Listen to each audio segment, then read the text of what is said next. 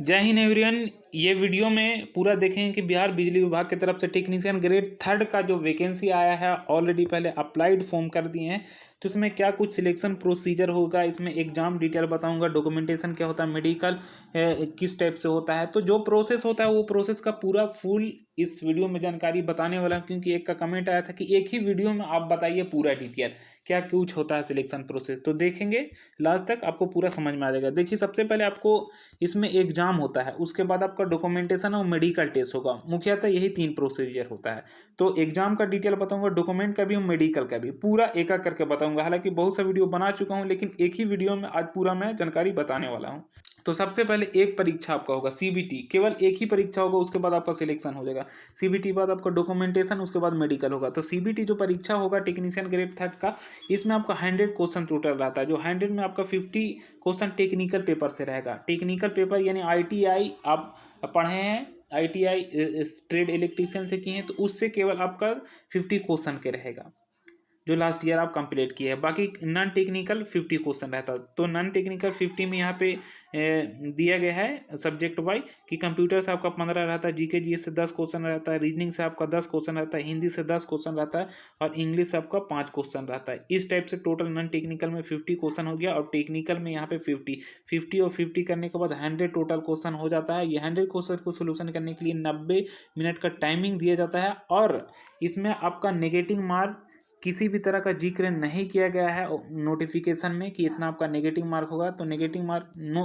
मतलब ना ही समझ के चलना है। मतलब इसमें जिक्र किया जाता तो आपको समझ में आ जाता कि इतना नेगेटिव मार्किंग है। तो इसमें तो नोटिस में किसी भी तरह का नेगेटिव मार्क का नहीं जिक्र किया गया, इसीलिए ना के बराबर आपको समझ के चलना है, मतलब ना ही समझना है। तो ये एग्जाम के बारे में समझ गए। अब मैं आपको डॉक्यूमेंटेशन के बारे में समझाता हूँ। डॉक्यूमेंट में आपको क्या कुछ चेकअप होगा। अब यहाँ पे देख पा रहे हैं डॉक्यूमेंट का ऑलरेडी पहले मैं बहुत सा वीडियो बना चुका हूँ, तो ये शॉर्ट ही में मैं आपको चल के बताऊँगा।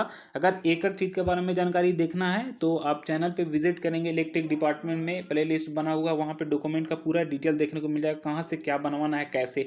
बस इसमें शॉर्ट में मैं आपको डॉक्यूमेंटेशन के बारे में बताऊँ, क्योंकि एक ही वीडियो में मेरा बताने का पर्पज़ था तीनों प्रोसेस। तो सबसे पहले आपको यहाँ से देख पा रहे हैं 1 नंबर से मैट्रिक का सर्टिफिकेट होगा, एज प्रूफ के लिए ये चाहिए। दूसरा आपका आईटीआई का सर्टिफिकेट चाहिए। तीसरा आपका कास्ट और क्रीमी सर्टिफिकेट, एसी एसटी के लिए कास्ट सर्टिफिकेट बनाना है। क्रीमी सर्टिफिकेट आपका ओबीसी बीसी का बनेगा। फिर आपका यहाँ पे हो गया पीएचपी, दिव्यांग के लिए, जो दिव्यांग है उनका सर्टिफिकेट लगेगा। लैंड रोजर लैंड डिस्प्ले से मैंने एक जगह से दूसरा जगह रह रहे हैं, तो उसके लिए डिस्ट्रिक्ट मजिस्ट्रेट या डिप्टी कमिश्नर से आपको एक सर्टिफिकेट बनवाना होगा। 6 नंबर पे आपका फ्रीडम फाइटर या ईडब्ल्यूएस हैं, तो उनका सर्टिफिकेट लगेगा, बनवा लेना आपको। बाकी यहाँ पे 7 नंबर पे परमानेंट डोमिसाइल और बिहार सर्टिफिकेट, मतलब मूल निवास प्रमाण पत्र आपको बनाना है, क्योंकि आप भाई बिहार के रहने वाले, ये कैसे पता चलेगा। तो ये मूल निवास प्रमाण पत्र बिहार का बना के रखना है। बिहार से अगर आप निवासी हैं तो, बिहार के निवासी है तो। फिर 8 नंबर पे candidate already employ in government semi government, मतलब जो एम्प्लॉयमेंट है ऑलरेडी, पहले उनको एनओसी चाहिए। यहाँ पे पूरा डिटेल उसका एनओसी आपको चाहिए, नो ऑब्जेक्शन सर्टिफिकेट जिसे बोला जाता है। फिर उसके बाद आइडेंटिटी प्रूफ में कोई सा भी पासपोर्ट, आधार कार्ड, पैन कार्ड या वोटर आईडी कार्ड चाहिए। लेकिन ये कोई सा भी लिख रहा है, लेकिन आपके पास जो भी है, पासपोर्ट हो या आधार कार्ड हो या पैन कार्ड हो, जितना भी है सभी आपको डॉक्यूमेंट वेरिफिकेशन में लेकर जाना होगा।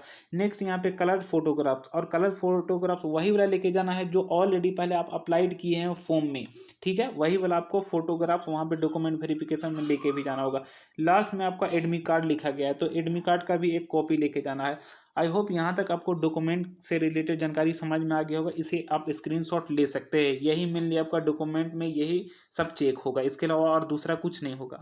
फिर नेक्स्ट आपका हो गया मेडिकल टेस्ट। तो मेडिकल टेस्ट में आपका कुछ भी नहीं होता है, कोई बड़ा चीज़ नहीं है।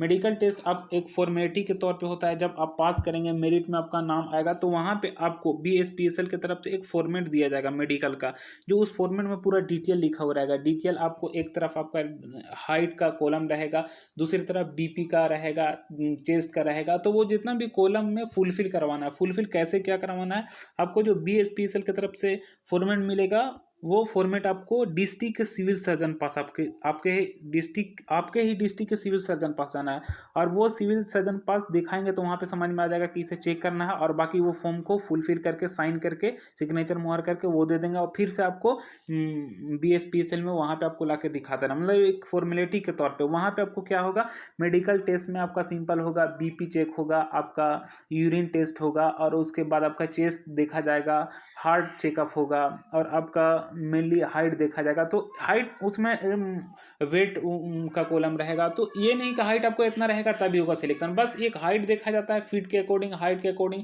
वेट है कि नहीं, तो वेट हाइट सबको वहाँ पे कॉलम में फुलफिल करना होता है। उसके बाद फुलफिल वही डॉक्टर करेंगे, साइन मोहर करेंगे, और वही वाला आपको फिर से BSPSL में दिखा देना, हाँ आप फिट होगा। फिट ना भी है तो कोई दिक्कत नहीं, हो जाता है, इसमें कोई बड़ी चीज़ नहीं, घबराने की जरूरत नहीं है। सिर्फ और सिर्फ घबराने की जरूरत है तो एग्जाम में, एग्जाम जहाँ आप निकाले उसके बाद पूरा आपका सिलेक्शन हो ही जाएगा, क्योंकि डॉक्यूमेंट में आपका डॉक्यूमेंट सही है तो हो जाएगा आपका सिलेक्शन आसानी से। आई होप आपको समझ में आ गया होगा ये तीनों चीज़ का प्रोसेस। पहला आपका होता है, एक आपका एग्जाम होगा CBT, बस, दूसरा आपका हो गया DV हो गया, डॉक्यूमेंट वेरिफिकेशन, और तीसरा आपका मेडिकल हो गया। तो ये दोनों में थोड़ी ना प्रॉब्लम की बात है, DV और मेडिकल टेस्ट में, सिर्फ और सिर्फ आपका एग्जाम आने भर देरी है। तो तैयारी करते रहना अभी से, एग्जाम कभी भी हो सकता है, क्योंकि इसका ऑफिशियल नोटिफिकेशन अभी तक आया नहीं है। जब भी आएगा इसका ऑफिशियल नोटिफिकेशन तभी मैं आपको साथ जानकारी शेयर करूंगा कि आपका एग्जाम इस डेट का होने वाला है। आई होप मैं जो आपको जानकारी बताया वो समझ में आया होगा। फिर नेक्स्ट वीडियो में मिलेंगे। Thanks for watching this video. जय हिंद, जय भारत।